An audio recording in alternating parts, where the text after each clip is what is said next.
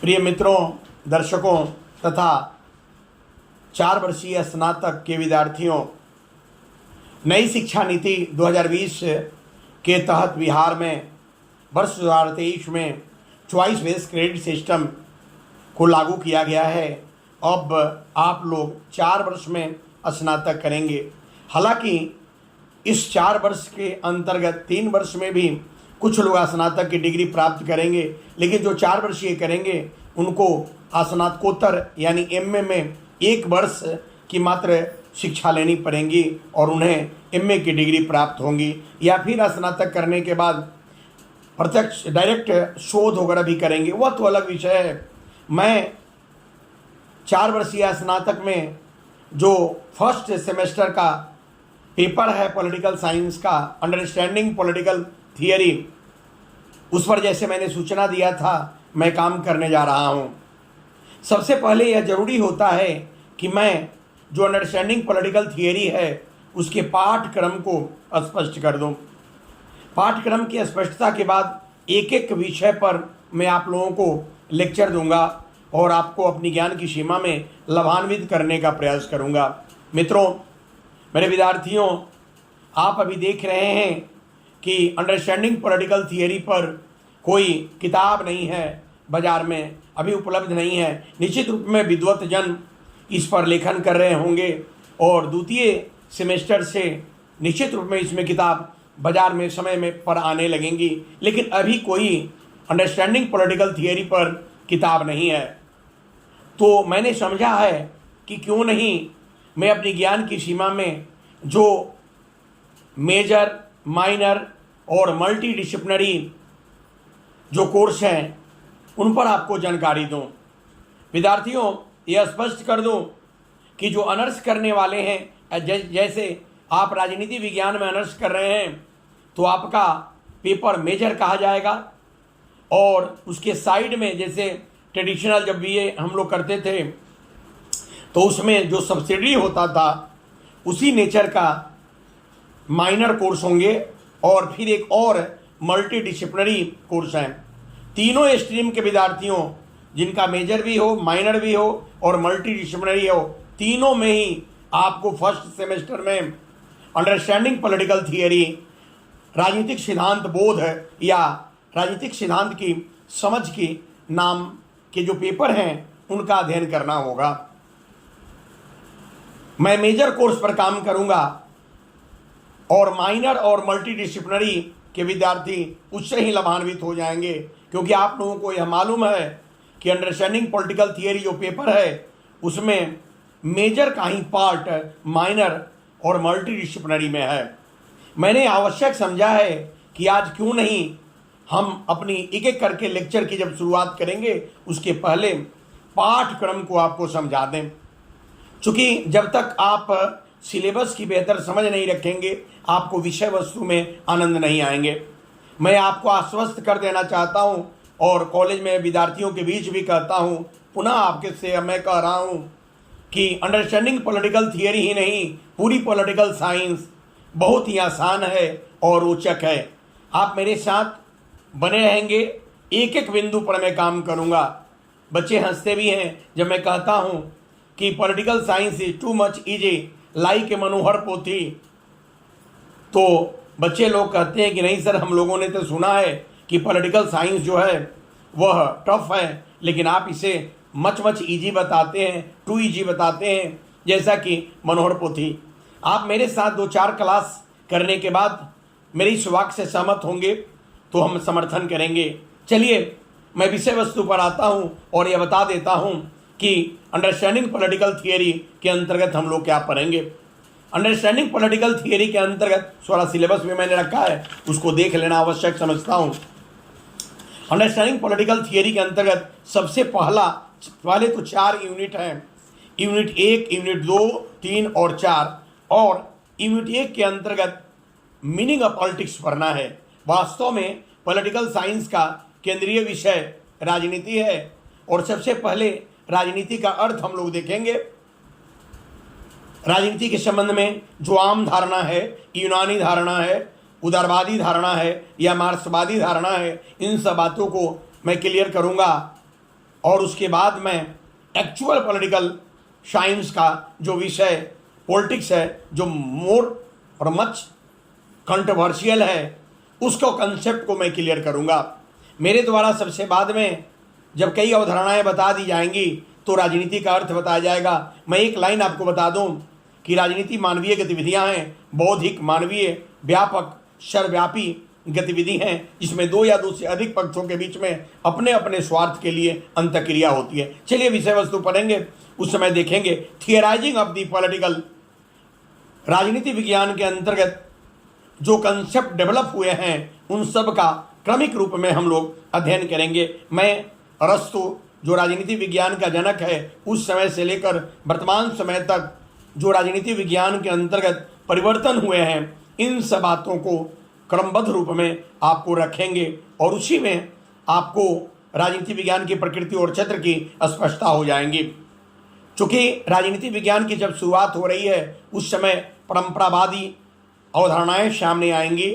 फिर 18वीं शताब्दी में प्रत्यक्षवाद का आगमन हुआ है। 20वीं शताब्दी के प्रथम दशक में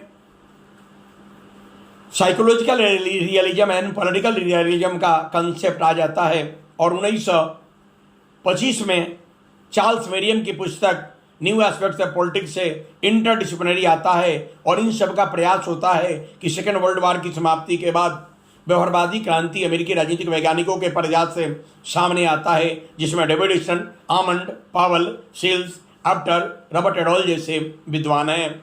उनके विचार से व्यवहारवाद आया है।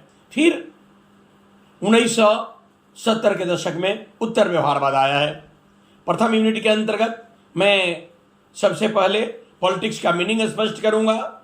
पॉलिटिक्स का मीनिंग स्पष्ट करने के बाद चार अवधारणाएं जो हैं आपके सामने रखूंगा: परंपरावाद, व्यवहार, प्रत्यक्षवाद, व्यवहारवाद तथा उत्तर व्यवहारवाद।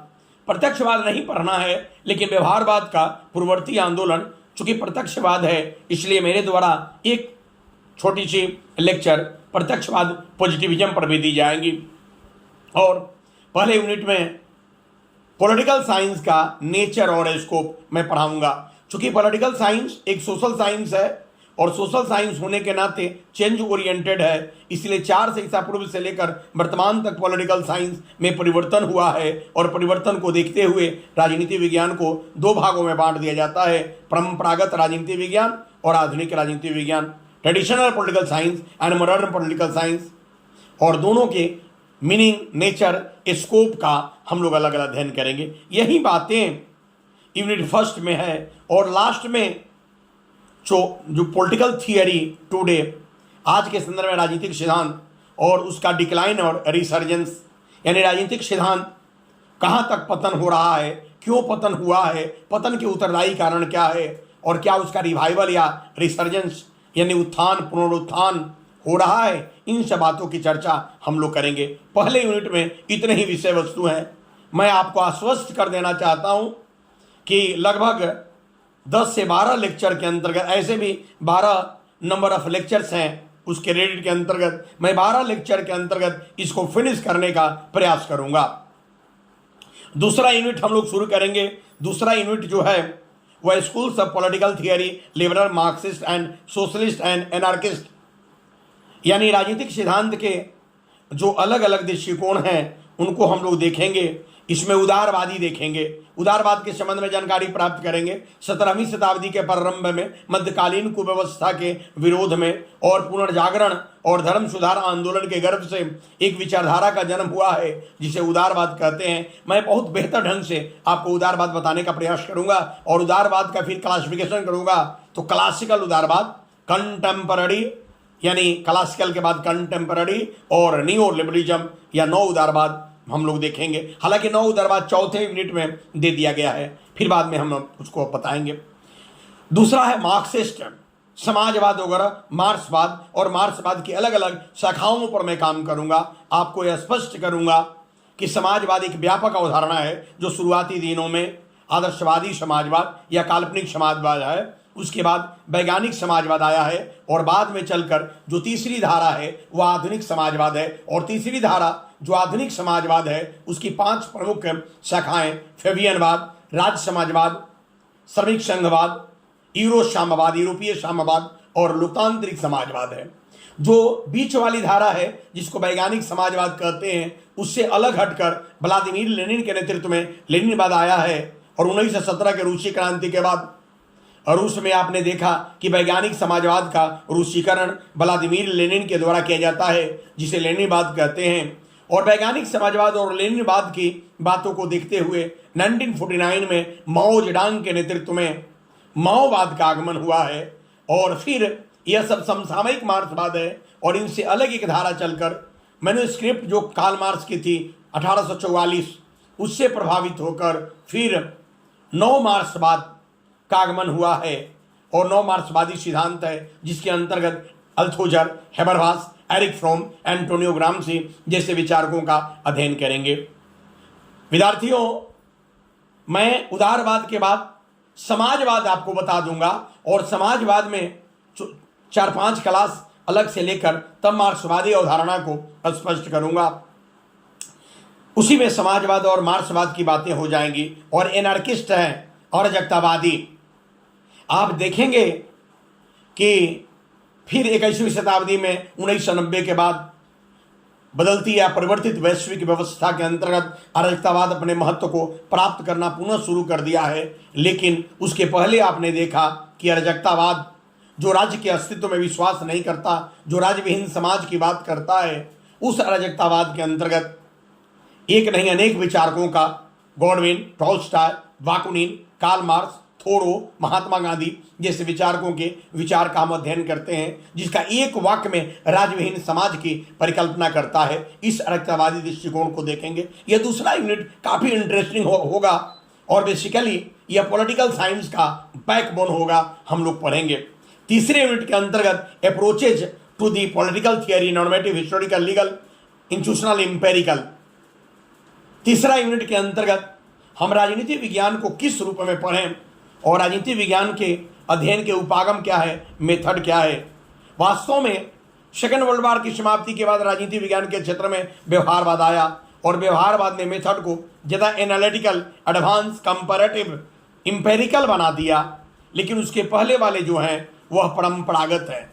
तो हम लोग जो अप्रोचेज हैं, जो सिलेबस कहता है, उसके अनुसार व्यवहारवाद के पहले वाले और व्यवहारवाद के बाद में, तो व्यवहारवाद के पहले वाले ही कई नॉर्मेटिव, हिस्टोरिकल, लीगल, इंस्टीट्यूशनल का स्टडी करना है। और व्यवहारवादी परिप्रेक्ष्य में इंपेरिकल, अनुभवात्मक आया है, उसका हम लोग अध्ययन करेंगे। वास्तव में विषय वस्तु की बेहतर समझ हेतु इन उपागमों का या पद्धतियों का अध्ययन आवश्यक है। मैंने पहले भी आपको बताया था और पुनः यह बताऊंगा। इस वीडियो में नए रूप में मैं काम करूंगा और आपको बताऊंगा कि राजनीति विज्ञान की बेहतर समझ के लिए अलग अलग दृष्टिकोण प्रस्तुत किए गए हैं और उन्हीं का नाम उपागम है। मैं इसको बताऊंगा। उसके बाद स्टेट पढ़ेंगे। स्टेट में एलिमेंट है, उसके बाद ऑरिजिन है और डेवलपमेंट है। मित्रों, राज्य राजनीति विज्ञान का केंद्रीय विषय रहा है। ठीक है कि द्वितीय विश्व युद्ध के बाद राजनीति विज्ञान के अंतर्गत डेविड ईस्टन जैसे विचारक पॉलिटिकल साइंस को systematic study of political system without state कहते हैं। लेकिन आज भी राजनीति विज्ञान के परिक्षेत्र से राज्य समाप्त नहीं हुआ है। राज्य अध्ययन का महत्वपूर्ण विषय है और इसमें हम लोग राज्य का अध्ययन करेंगे। राज्य किसे कहते हैं, राज्य के कितने तत्व हैं, वह चारों तत्वों के बाद पांचवा तत्व का महत्व है कि नहीं, चार ही रिकॉग्नाइज्ड है, जनसंख्या, भूभाग, सरकार और संप्रभुता। फिर राज्य की हम लोग उत्पत्ति और विकास का अवलोकन करेंगे, उसका अध्ययन करेंगे और पूरे अध्ययन करने के बाद तब अलग तीसरे यूनिट में संप्रभुता का अध्ययन करेंगे। राज्य के चार तत्वों में एक चौथा तत्व संप्रभुता है, supreme power of the state. इसका स्टडी हम लोग करेंगे। इंटरनल, एक्सटर्नल और मोनिज्म और प्लुरलिज्म, यानी संप्रभुता का अर्थ देखेंगे और संप्रभुता के सिद्धांत के अंतर्गत अद्वैतवाद, मोनिज्म और अद्वैतवाद की आलोचना में और विरोध में लास्की, मैकाई, बर्लिन, से बारकर, क्रैब जैसे विचारकों के प्रभाव में जो दूसरा आया है उसको प्लुरलिज्म कहेंगे। इसका अध्ययन करेंगे। पॉलिटिकल साइंस के अंतर्गत डेमोक्रेसी का स्टडी महत्वपूर्ण है, इसलिए डेमोक्रेसी भी तीसरे यूनिट में दी गई है, जिसके अंदर उसका meaning, type, direct indirect democracy और थियरीज कंसर्निंग बातों के अध्ययन करेंगे। और साथ साथ डेमोक्रेसी के लिए जो एसेंशियल एलिमेंट है, कंसेप्ट है, liberty, equality, justice and rights, जो तीसरे यूनिट में है, इसका भी अध्ययन करेंगे। ये हर किताब में मिलती है, इसमें कोई बात नहीं है। जो चौथा यूनिट है, वो चौथे यूनिट को critical and contemporary perspective in political theory, यह महत्वपूर्ण है और यह समसामयिक परिप्रेक्ष्य में राजनीतिक सिद्धांत के अंतर्गत फेमिनिज्म है, नारीवाद का अध्ययन करेंगे। पोस्ट मॉडर्निज्म है, मोस्ट इंपॉर्टेंट कंसेप्ट, और मॉडर्न है, कंटेम्पररी है। पोस्ट मॉडर्निज्म उत्तर आधुनिकतावाद, इन्वायरमेंटलिज्म है, पर्यावरणवाद, और नियोलिबरलिज्म है, नव उदारवाद। इन चार अवधारणाओं का अध्ययन करेंगे। नारीवाद के अंतर्गत हम लोग बहुत सिस्टमेटिक स्टडी करेंगे। फेमिनिज्म क्या है, फेमिनिज्म का डेवलपमेंट कैसे हुआ, फेमिनिज्म के मेन स्ट्रीम कौन कौन है, फेमिनिज्म के सेकेंडरी स्ट्रीम क्या है, जैसे कि इको फेमिनिज्म, मेल फेमिनिज्म भी है, लिबरल फेमिनिज्म, मार्क्सिस्ट या सोशलिस्ट फेमिनिज्म और रेडिकल फेमिनिज्म। इन सब चीज़ों का हम लोग अध्ययन करेंगे। प्रिंसिपल्स ऑफ फेमिनिज्म को हम लोग देखेंगे। फिर हम लोग 21वीं शताब्दी में फेमिनिज्म की क्या है, इसके भी हम लोग कंसेप्ट को देखेंगे। इंडिया में भी फेमिनिज्म है, थोड़ी सी हम लोग बात करेंगे। Post modernism value free analysis and study की बात करता है, इसका अध्ययन करेंगे। वैश्विक परिप्रेक्ष्य में आज अनेक समस्याएं हैं, ग्लोबल वार्मिंग है, इसलिए आज राजनीतिक सिद्धांत के अंतर्गत पर्यावरणवाद का या इन्वायरमेंटलिज्म का स्टडी महत्वपूर्ण हो गया है। और जैसा कि मैंने बताया, दूसरे यूनिट के अंतर लिबरलिज्म जब हम पढ़ेंगे तो वहीं आ रहा था, न्यू लिबरलिज्म यहाँ चौथे यूनिट में रखा गया है, इनका अध्ययन करेंगे। आज मैंने केवल आप लोगों को संक्षिप्त में पाठ्यक्रम समझाने का प्रयास किया है। कुछ मेरे विद्यार्थी कहते हैं कि सर आपके द्वारा बहुत फास्ट में बोला जाता है। नहीं, मैं फास्ट बोलूँगा लेकिन मेरी बातों को आप समझ जाएंगे, और मैं आपके अनुसार धीमा नहीं चलूँगा, आप मेरे अनुसार तेज चलेंगे। एक एक मैं काम करूँगा। आज केवल आपको पाठ्यक्रम की जानकारी मैंने दे दिया है, और बिल्कुल प्रतिदिन मेरी कोशिश रहेगी कि 10-15 मिनट की वीडियो आपको दूं। कल मैं बात करूँगा पॉलिटिकल साइंस के ओरिजिन पर, और वहीं से महत्वपूर्ण होंगी। चूँकि बिहार के विश्वविद्यालयों में बहुत हमारे स्टूडेंट भी शिक्षक हैं, मैं उन लोगों से भी अनुरोध करूंगा, मित्रवत व्यवहार के साथ मैं उन लोगों से कहूंगा कि आप अपने विद्यार्थियों के बीच इन बातों को रखें। आपकी भी जो पहले जानकारी है वह थोड़ी सी दोहरा ली जाएंगी। आपके साथ मैं दूर होकर भी शिक्षक के रूप में पुनः प्रस्तुत हो जाऊंगा, इसीलिए आप लोग भी थोड़ा सा ध्यान देंगे। और बिहार के विद्यार्थी, मैं एक सामान्य जानकारी राजनीति विज्ञान में रखता हूं, और इस जानकारी से आपको लाभान्वित करने का प्रयास करूंगा। मैं दावे के साथ कहूंगा कि मेरे द्वारा राजनीतिक सिद्धांत पर जो वीडियो बनाए जा रहे हैं उसको देख लें, स्वयं अध्ययन करें, गहन अध्ययन करें, विद्वानों के द्वारा जो बातें बताई जाए उनकी अध्ययन करें, लेकिन हमारी सामान्य जानकारी से भी आप लाभान्वित हो, मेरा अनुरोध भी है। और मैं ऐसा आशा करता हूं कि आप ऐसा करेंगे। नेक्स्ट कल हम वीडियो जो बनाएंगे उसमें राजनीति विज्ञान के ओरिजिन पर काम करेंगे। शुभकामना।